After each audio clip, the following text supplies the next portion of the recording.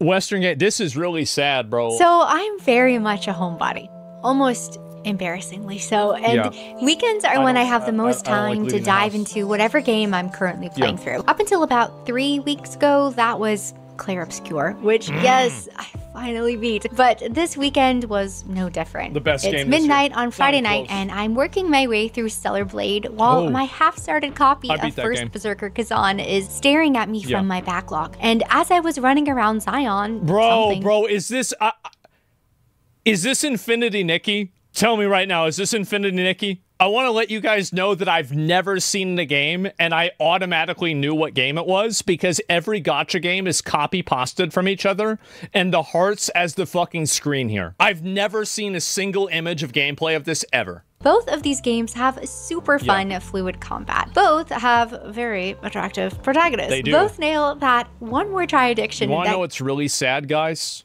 Is that in high school, I wanted to grow my hair out to be like this.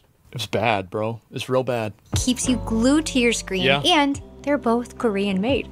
As I realized this, right? It hit me. Which Korean developers quietly start dropping all these bangers? I started looking into it, and I guess this has just gone completely under my radar. Places that with Korean games, the characters are hot, the gameplay is good, but the game's pay to win.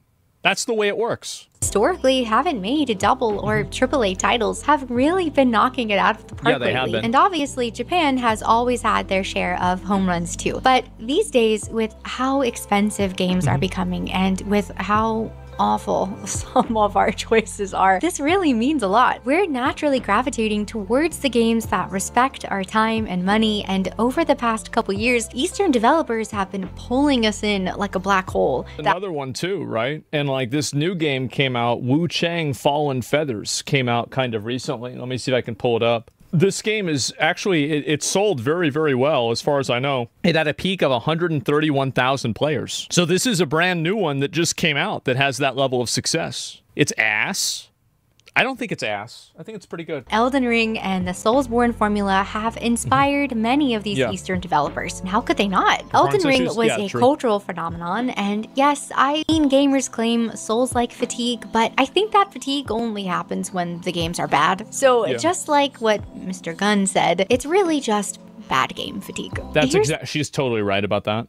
And also Souls-like games, the entire idea of something being Souls-like, I feel like there are a lot of games that are action combat games that have checkpoints with refillable healing items that you continuously go through that give you different ways of avoiding damage and fighting monsters and killing bosses. Like, Dark Souls wasn't the first game that's ever invented this idea. It's been very common. These Eastern developers saw the genuine love and excitement people had for this genre and thought, we can make something players will love too. Most recently, we saw this with Wu Chang Fallen Feathers. There were optimization issues at launch, but you can still see that this smaller team was genuinely trying to make something they thought would resonate with players. And since launch, they've apologized, they've released patches, and they've even given away in-game loot. Come on, they're obviously doing their best and working for us. Just fix the performance. These guys have got it. You have to optimize these games. Like, we've had so many, like Monster Hunter Wilds, Wu Chang, Wukong had a little bit of problems with this too. Like, these games need to be optimized. Game for us, the players, and they want us to enjoy it and love it. That's the difference. Some developers are genuinely trying to make games with us in mind, and others just aren't. Well, they're making games for themselves. That's the problem, is that developers in America make games for themselves. And the issue is that nobody wants to be the average video game developer in America.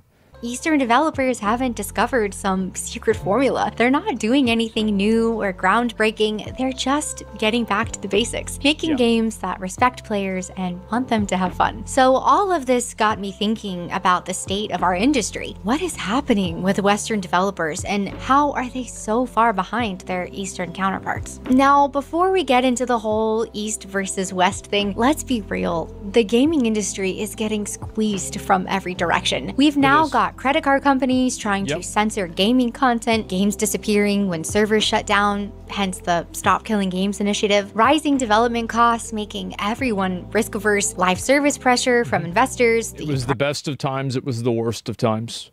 That's where we're at right now with video games. In my opinion, I think that we are in a golden age of video games, but I think that it is also a gilded age of video games, where we have a massive amount of high-quality games. We are also reducing the amount of freedoms that we have as consumers through live service. We are having an encroaching amount of microtransactions that are being forced into video games, and I think that especially Western AAA video games are recycling the same formulas ad nauseum to the effect that people don't even want to play the games anymore.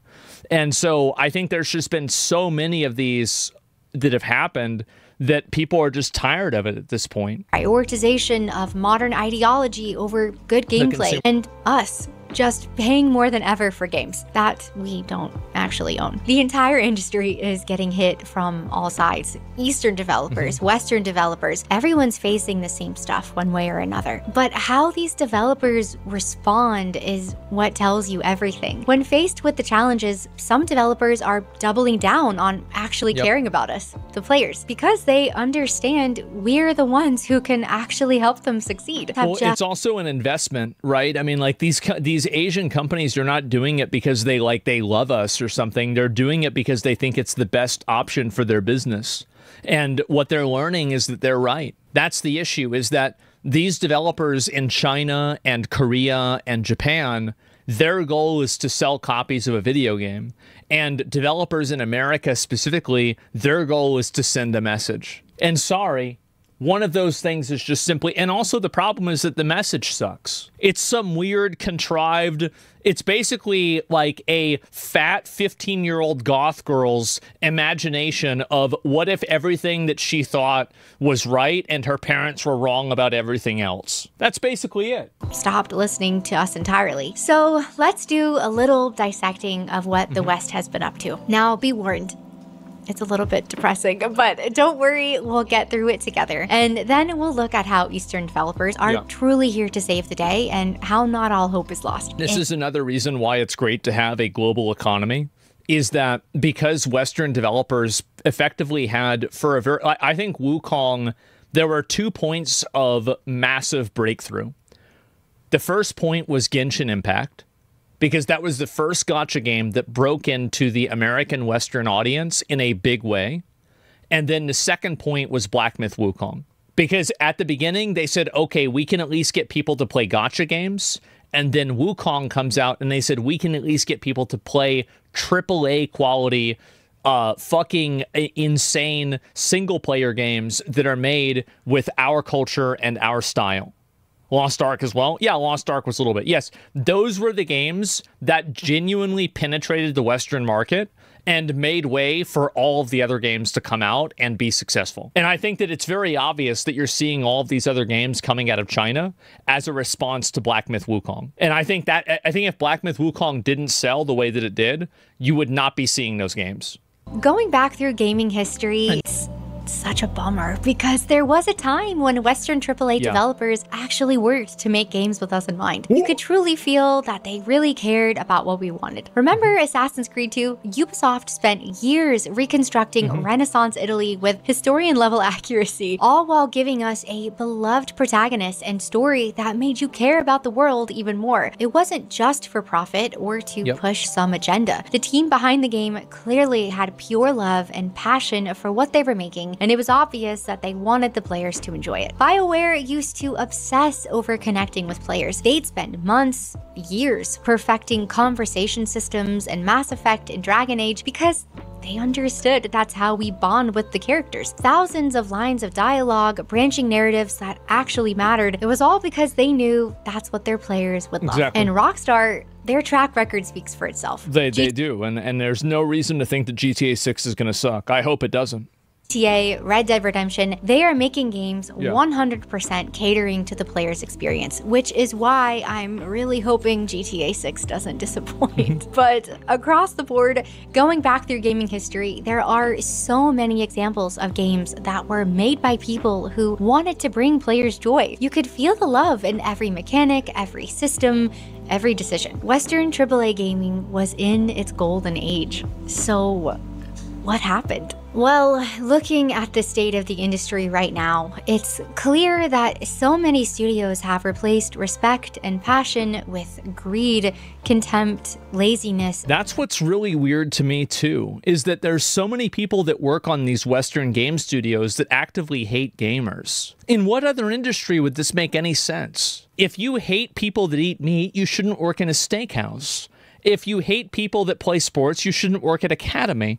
It's such a weird paradigm that we have, isn't it? Why would you do that? It's so crazy. They started shipping broken games at full prices that continue to creep up, cramming in microtransactions and live service monetization, expecting us to pay for unfinished products, then buy the rest as DLC. They've let cultural pressure override what we actually want. Now character designs have to go through committees that are terrified of making anyone attractive or appealing. I don't want to make anybody mad. Look at what happened with Sydney Sweeney recently.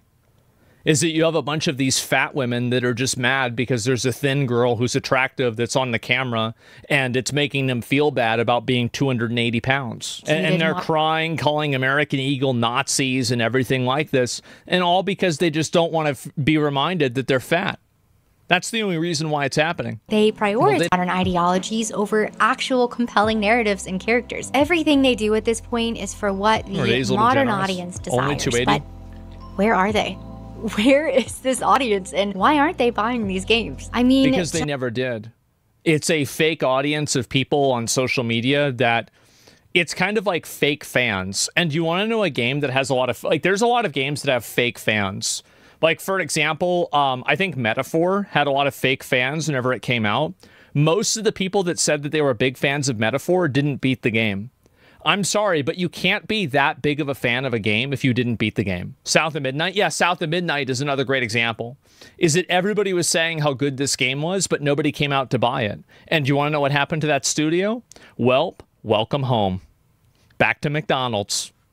That's it. Just look at the lineup over the last few years. The Concord team allegedly spent well over their $200 million budget just to make both a game and characters that appealed to no one. And then they shut down after 2 weeks. No one. Dragon Age: The Veilguard was in development for 10 years and is somehow still launched with insanely awkward and lecture-heavy dialogue in a game where dialogue is everything. The Saints Row reboot, with over a $100 million budget, completely ignored fan concerns and just steamrolled ahead to failure, and ultimately the developer's demise. Yeah, of course, because these people don't play video games. Weirdos that dress and act like this don't play video games. That's the thing. If you're making an action combat video game, your audience is Western guys. That's it. Young Western men. And if you don't understand that, you're going to have a lot of problems. And don't even get started on Ubisoft. Star Wars Outlaws only sold 1 million copies in its first month, despite their massive... 1 million people bought that game? Oh my God. How?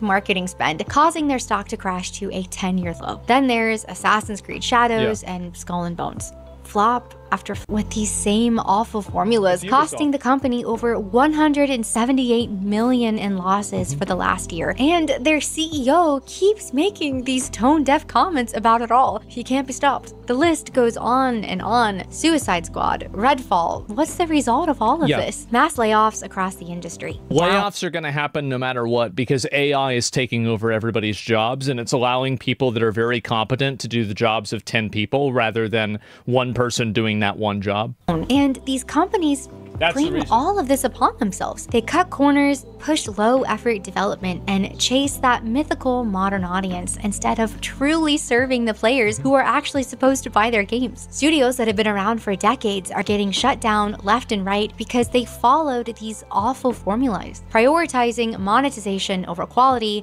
ideology over gameplay. There has been so much money wasted. This is basically the state of Western AAA games. And this is the thing, is that, like, I've tried to push against this and say this, and what I think is really kind of sad is that journalists and other people that are like virtue signalers on the internet have put forward this idea that gamers actually want this type of like weird character design.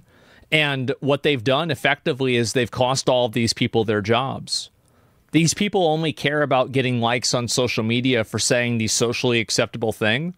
But the reality is that the outcome of that is that studios get shut down and people lose their jobs. I mean, these are supposed to be some of the best of the best. We're talking millions of dollars here, massive teams, huge historical successes, and somehow so many of their recent titles felt like they were made by people who just didn't care, or at least didn't care nearly enough. And we're at the point now where it's become so easy to recognize that disconnect and the lack of effort. I mean, you can basically tell immediately when you see a new trailer whether or not the game is gonna be a hit or a miss. Yes. Of course. Because nobody wants to look at a character that looks like this. This is clearly not made for the average gamer audience. This is made to appeal to a select group of very radical and very loud activists, basically. But all of this brings us to good news. When you look at what's been happening in the East, the small teams of developers in China and Korea are fighting to put out double and AAA games while facing these same pressures. And so many of them are succeeding. The passion for what they do is shining through. They're fully focused on respecting their audience and giving us, the players, what we want. Fun fact, Black Myth Wukong's team spent 4 years traveling around China to 3D scan real locations out of pure love and authenticity. You can feel how much they cared about the source material, story, and the characters. I love that little Buddha. And they shared that passion with us at every step. And you know what? It worked. Black Myth Wukong cost around $42 million to make and has sold over 25 million copies. That's what happens when you make a good video game. Can you imagine that?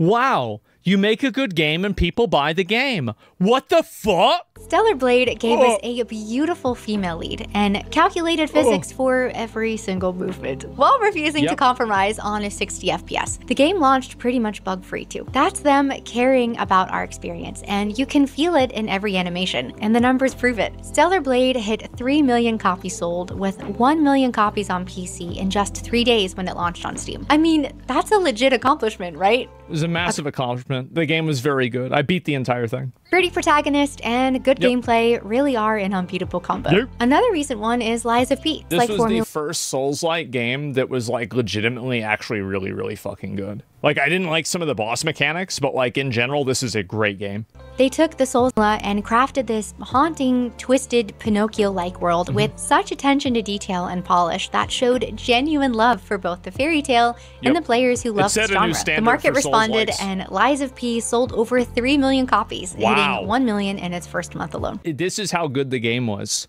It hit its peak viewership, or sorry, its peak player count on its DLC. That is ridiculous. Holy and shit. This also just gives me a chance to say, Eastern developers across the board are not afraid of making games that look good. Attractive, beautiful characters that aren't trying to check boxes, but are just trying to draw the player in and add to their experience and enjoyment. No intentional nerfing of their looks, no agendas, no ulterior motives, no nonsense. Just good-looking, pretty, attractive characters and designs. And I've said this before, but I don't understand why this is so hard for Western developers. Stop making your characters less attractive on purpose. But getting back on track, are all of these Eastern games perfect?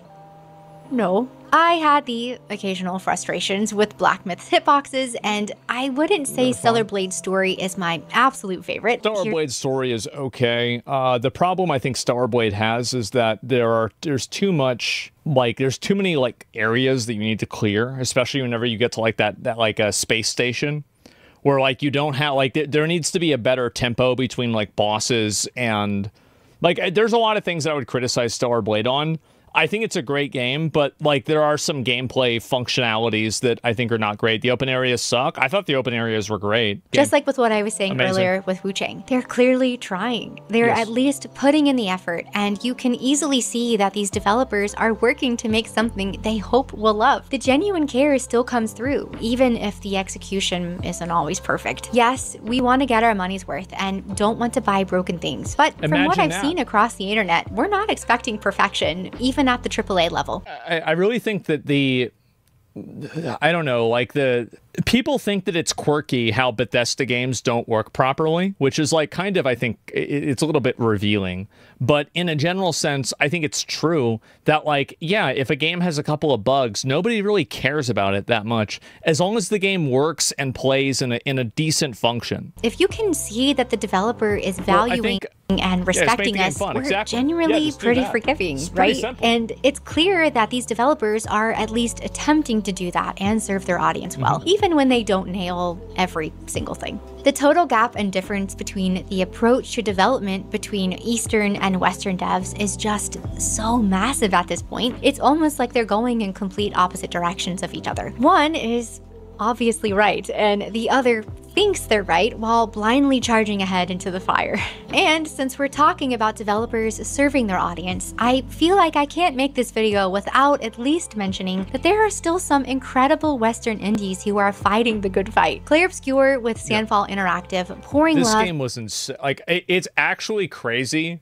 I remember playing this game and thinking to myself, like, it was like I had this like with Elden Ring, with Black Myth Wukong, with Expedition 33, like maybe 2 other games I can't think of right now, like Dark Souls 1. I'm like, oh, okay, I remember why I love video games. And it was just, it's so far and above better and higher quality than basically anything else really that's on the market. It just makes the other games look like a joke. It's like a game like this, in my opinion, you can't even compare it to like Assassin's Creed Shadows or something like that. It's not even in the same universe. Into every story beat, accompanied by great gameplay, sold over 3 million copies, and now they're having meetings with Square Enix. I'm not a card girl, but Balatro was made by one person over 2.5 years and sold over 5 million copies, finding real success with its audience. Animal Well spent 7 years in development to create a highly praised Metroidvania that, during launch month, outsold every first-party Nintendo game on the Switch's eShop. Great job. Huge Donkey W. Donkey's studio was the one that published this game. Massive success for him. Huge success. And another Crab's Treasure, the Souls-like from Agro. Yes, this game was so fucking good. It was insanely fucking good. I am so mad that more people don't know about this game. This is probably one of the best games that I played as a Souls-like. It was so clever. Like, the fact that they found the fucking trash coming down and it being like some sort of prophecy, and it's the back of like, you know, Captain Crunch, and it's a treasure map on it, and you have to follow it to go find something in the game. That's so fucking smart. That's so insanely fucking smart. That's the kind of storytelling that, like, that I think that's the kind of stuff that like inspires people to want to tell their own stories. It's so clever. Reached 500,000 copies sold in just over 3 months, with the developer saying, you can't engineer virality, but you can put heart into the game. Heart. That's what we're talking about. Baldur's Gate 3 has sold over 15 million copies. You can feel how much Larian loves this game along with its audience. Hogwarts Legacy sold over 30 million copies because someone finally tried to give us the Harry Potter experience we've always wanted. When you look at these games... Hogwarts Legacy, I wish it had more content and more like the game was like, I think it was a 8.5 or so. I think it's probably a 10 if you're a Harry Potter fan, 9.5. But it was a very good game. You can clearly see a difference versus all the Western flops, right? The AAA disasters with their massive budgets will continue to be completely outperformed by developers who show genuine love, care, and appreciation. The pattern is crystal clear. When developers make games for us, we respond, even when the games aren't perfect. That response sends a clear message that developers who try will be rewarded over developers who couldn't care less. And that message that's also what's really good about having a international gaming market now, is that now we aren't locked into which version of bald, masculine, female role for an action combat video game do we have to choose. And this is why Western developers are totally changing their perspective on this. I don't know if anybody's noticed this, but a lot of these video games nowadays don't have any of that representation at all. It's because nobody wants it. Nobody wants to look that way. Most bald women wear fucking wigs. Why? It's because they don't want to be bald. It's just that simple. And so now that you have, I think, so many examples of it being successful, you know, I don't think we're going back. I really don't. I think that ship has sailed. Like, the age of the woke video game protagonist, you know, having an unclear gender, androgynous character design, I think this is dead. It's totally fucking dead. And here's one of the reasons why it's dead. It's because we've killed it. The amount of negative feedback, hate, criticism, and negativity that these games have received has totally and also the fact that they don't sell well. Like, even if, like, everybody criticized Genshin Impact, oh, it's for, like, pedos, or, oh, it's just gambling, it's just a shitty game. It doesn't matter, right? Because the game sold well. These games don't sell well, and all of the players and everybody that has, you know, it's been outspoken and shit on these games, that we have made the developers afraid to release games like this. And that was the goal. Mission accomplished. Go woke, go broke. That's right. There will be more woke games because they're in the pipeline for so long, they have to release them. I think that there will probably be some, but when they are, we will grave dance on every single one of them. Yep. There it is. That feeling is coming back to gaming, because when developers prove that actually caring about players works, it gives everyone else permission to care again too. When studios see Black Myth Wukong making $1 billion or Stellar Blade having immediate success on Steam, suddenly this is the reason why Western developers and Western journalists get so afraid and upset about Eastern games. It's because whenever Eastern games break the mold and they don't follow the fake rules that the you know, people that are in control have created and fabricated, like, oh, you need to have this type of representation, that type of representation, you can't have male and female, etc. As soon as you have a break in the matrix there, it shows everybody else in the market that actually know this isn't the norm, actually know people don't want this, actually know you don't have to design a game this way, and it totally shatters their narrative. That's why they're so argumentative and so hostile towards Eastern games.